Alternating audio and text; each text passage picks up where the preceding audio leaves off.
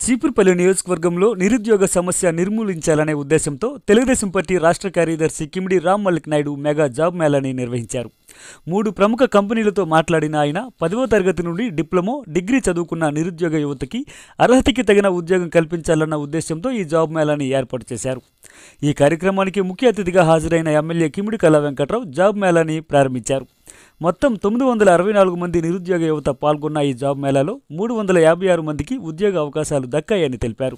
ఈ సందర్భంగా ఆయన మాట్లాడుతూ నియోజకవర్గం అభివృద్ధి చెందాలంటే యువతలో ఉపాధి అవకాశాలు మెరుగుపడాలని అన్నారు. అందుకే యువతకి ఉపాధి కల్పించాలని ఈ మెగా జాబ్ మేళాను ఏర్పాటు చేసిన యువ నాయకుడు రామ్ మల్లిక్ని ఆయన ప్రశంసించారు. ఉద్యోగం చిన్నదా పెద్దదా అని చూడకుండా చేసిన పనిని కష్టపడి చేస్తే భవిష్యత్తులో ప్రతిఫలం ఉంటుందని అన్నారు. ఇప్పుడు వచ్చిన ఈ కంపెనీల్లో ప్రతి ఒక్కరూ గతంలో కష్టపడి పైకి వచ్చిన వారని అన్నారు. జాబ్ మేళాలో హాజరై సెలెక్ట్ అయిన యువతిని ఆయన అభినందించారు. ఈ కార్యక్రమంలో చీపురుపల్లి నియోజకవర్గ మాజీ ఇన్ఛార్జ్ కుచ్చర్లపాటి త్రిమూర్తులరాజు, చీపురుపల్లి మాజీ ఎంపీపీ రౌతు కామనాయుడు, ఆర్ఈసీఎస్ మాజీ చైర్మన్ దన్నాన రామచంద్రుడు, గొర్ల మాజీ జడ్పీటీసీ తిరుమలరాజు కిరణ్ రాజు, గొర్ల మాజీ ఎంపీపీ వెన్నె సన్యాసి నాయుడు, గొర్ల మండల పార్టీ అధ్యక్షుడు చనమల్ల మహేష్, గరివిడి మండల నాయకులు పైల బలరాం, సారిపాక సురేష్, బీసీసీఎల్ అధ్యక్షుడు ముల్లు రమణ, కోట్ల మోతీలాల్ తదితరులు పాల్గొన్నారు.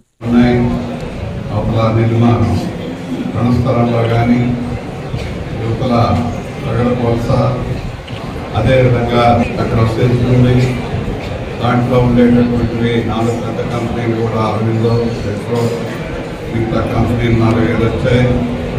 దీంట్లో ఏంటంటే బిఎస్సీ అయిపోగానే, డిగ్రీ అయిపోగానే 2 సంవత్సరాల లోపలనే వాళ్ళు ఎక్కువగా ప్రిఫరెన్స్ చేస్తుంటారు. అందువల్ల ఏంటంటే ఎంఎస్సీకి వెళ్తామో ఏదైనా ఆలోచన కాకుండా ఉద్యోగం రాగానే చేరిపోతే వాళ్ళకి ఏంటంటే ఇమ్మీడియట్గా ల్యాబ్ నుంచి వచ్చి మీరు కంపెనీలోకి వస్తారనేటటువంటి ఆశలు యంగ్ పీపుల్ ప్రిఫర్ చేస్తారు. 2-3 సంవత్సరాలు లేట్ అయ్యేటప్పటికి ఏంటంటే లేజీ వచ్చేస్తుంది, పని చేయడం మర్చిపోతారు అనేటటువంటి ఆలోచన ఉంటుంది. అందువల్ల ఈ మేళాలకి ఏదో ట్రైనింగ్ పీరియడ్లో కొంత ఇస్తారు, తర్వాత మళ్ళీ చేస్తారు. మనం కష్టపడి చేసినప్పుడు నాకు తెలిసినంత వరకు ఇప్పుడు ఉండేటటువంటి వాహనాలందరూ కూడా 500కి, 1000కి, 1200కి పనిచేసి 10,000 కోట్లు, 12,000 కోట్లు ఫ్యాక్టరీకి ఇప్పుడు పెద్దలుగా ఉన్నారు, వానరులుగా ఉన్నారు. అంటే వాళ్ళు ఎంత కష్టపడి పనిచేశారనడానికి ఈ విషయం చెప్తున్నా. నాకు తెలిసిన 4-5 ఉన్నారు, వాళ్ళే చెప్పారు నాతో. అందుకోసం కష్టపడి పనిచేస్తే ఏ ప్లేస్కైనా వెళ్తాం. చెప్పినటువంటి చిన్నదా పెద్దదాన్ని చూడకుండా ముందు జాయిన్ అయ్యి దాంట్లో కష్టపడి చేస్తే ఎక్కడ కూడా ప్లేస్మెంట్స్ పైకి వచ్చేటటువంటివి చాలామంది ఉన్నారు. మరొక అబ్దుల్ కలామే మీకు అందరికీ తెలుసు.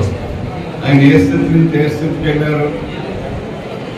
ఆ స్థితికి వెళ్ళినా కూడా నాకు రామేశ్వరంలోనే ఖననం చేయండి, ఢిల్లీలో పెద్ద ఇది కట్టండి, నాకు అక్కడ దాంట్లో అయిందని చెప్పదా ఆయన.